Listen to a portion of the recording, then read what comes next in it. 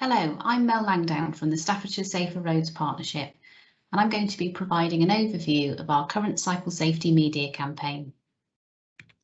The Staffordshire Safer Roads Partnership is an informal collaboration and brings together a number of local partners with the aim of improving road safety across Staffordshire, including Stoke-on-Trent.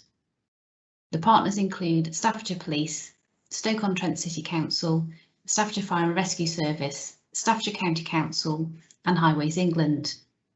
The remit of the partnership is across all areas of road safety delivery and includes education and training, enforcement and community engagement. So firstly, why did we decide to run a pedal cycle campaign? Well, in Staffordshire, we found that pedal cyclists were involved in 9% of all injury collisions and 12% of fatal and serious injury collisions. However, they account for only 1% of traffic. And like everywhere, we've seen an increase in cycle use over recent years, and in particular over the last 12 months or so, and are aware of the promotion of cycling as a sustainable travel option. However, we recognise that there were limited initiatives locally that focused on pedal cycle safety, particularly for adults, and we wanted to fill that gap.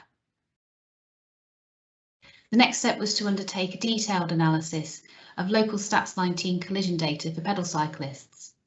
We looked at the 5-year period 2013 to 2017, and these are some of the key findings. We found that there were peaks in cycle casualties around the 20 to 24 and 40 to 44 age ranges, and that the majority of pedal cycle casualties were male.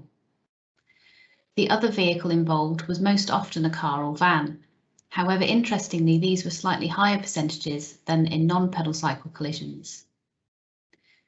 Referencing Department for Transport data on transport use, we could see that there is a mix of cycle use in Staffordshire for leisure and commuting, with a variation in the balance between the two in different areas of the county, and this is likely due to geography and urban-rural differences. We also considered collision circumstance and found a significant percentage of all injury collisions occurred at junctions, with 34% at T-junctions and 20% at roundabouts.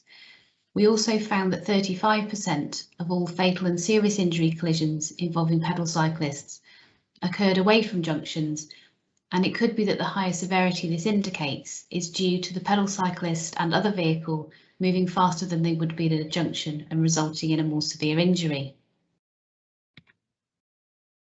We reviewed contributory factors and found that 14% of pedal cycle collisions were related to close passing. Other key factors included lack of observation by the driver or cyclist and visibility of the cyclist. It was clear from this that we needed to focus on both the cyclist and driver in our campaign. We decided to use a social media focused campaign supported by press engagement. Cyclists and drivers who engage are signposted to more detailed information on the partnership website and invited to subscribe to drip emails, which include links to a 2-stage survey. We also utilised existing email bulletins and internal communication channels used by our partner organisations for their staff. With many of our partners being large local employers, this provided a useful way to raise awareness of the campaign. A launch event was considered initially, but discounted due to the pandemic restrictions. The final consideration was when the campaign should run. This chart shows the volume of pedal cycle collisions as blue bars and pedal cycle traffic as the orange line. It was clear that 2 months stood out. October, when the evenings get darker and the weather often deteriorates, and we can see that there's a peak in pedal cycle collisions while pedal cycle use is decreasing. And the other is July, when both pedal cycle traffic and pedal cycle collisions are at their highest. As a result, we decided to run the campaign in 2 parts to cover these 2 key periods. Part 1 of our campaign launched in October last year, a couple of weeks before the autumn clock change. The main aim was focusing on visibility for the cyclist and safe passing for the driver. We used simple graphics on social media to convey the messages and provided links to more detailed information on our website. Part 2 launched recently and has a focus on general cycle safety messages. We developed specific lookout branding to reinforce the campaign. We've continued to include the safe passing message for drivers, but also highlighted the need for both cyclists and drivers to look out for each other. We've also engaged with Hello Lamppost, which is a new initiative for us and a way to engage with the public without the need for face-to-face contact. Signs are placed on objects which encourage interaction through an automated text message conversation. It's designed to be light-hearted, but allows information to be promoted and feedback sought. We have initially focused on cyclists and are trialling this approach on Cannock Chase, which is very popular with cyclists locally. This is due to launch around mid-June and may be used at other locations around the county later in the summer.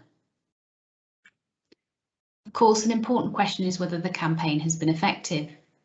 We undertook a limited review after part 1, as it was a fairly brief campaign, and used this to inform part 2. Further evaluation is planned once part 2 is complete later this year.